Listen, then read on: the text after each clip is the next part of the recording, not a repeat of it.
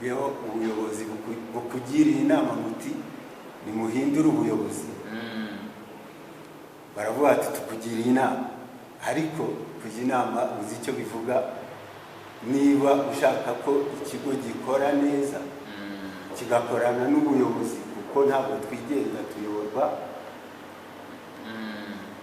na systeme, tugomba kujyana na systeme.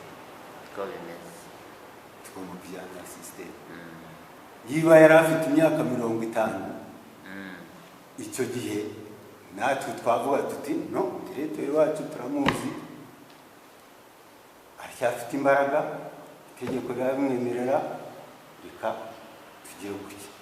Niba hari aho mu munenga, mutubwire icyo munenga, tumusabe ko agihindura.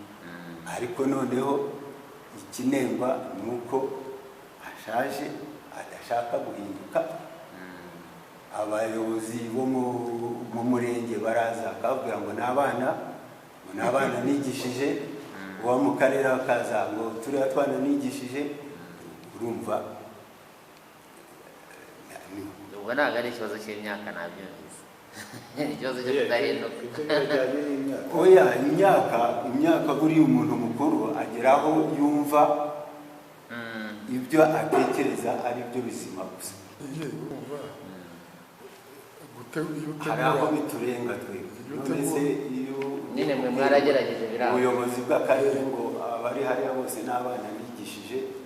Urumva twebwe ntabwo tuba turi aho ngaho, ntabwo tuba tuhari. Ariko baraduhamagaye, turabagira inama ko muhindura ubuyobozi. Ahubwo ubundi ikintu kigaruka ko umuntu ajya muri pansiyo byo mu mategeko, nta no umuntu abibura, kuko itegeko ryo ryabisobanura bikumvikana. Tuhirengeje n'ibyo bindi byenda kuba bagira inama, ariko ikibazo gisigara kuvuga ati abantu barangije manda bakaba biyongeje amezi 10, nibo bafite inshingano zo gushyira mu bikorwa ibyo bintu, tutitaye ko igihe Assemblée Générale, kuko niyo yonyine ifite ububasha bwo guhagarika komite yose. Igihe bataraduhamagara ngo batubwira ati turabarambiwe, muze dukora inama tubakureho, dushyireho ubundi buyobozi, turafungusiyo.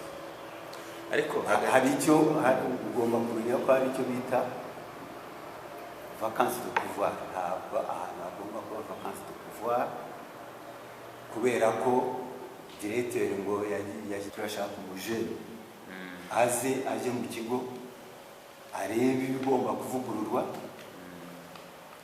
Nitujya imbere ya Assemblée Générale tuzababwira ngo ubuyobozi twarabuvuguruye, dore umuyobozi mushya, mumuhe manda. Niba natwe muduha manda mwiduhe, niba muduhindure, mushyireho komite nshya na direteur mushya, kugira ngo ibintu bikomeze bigende.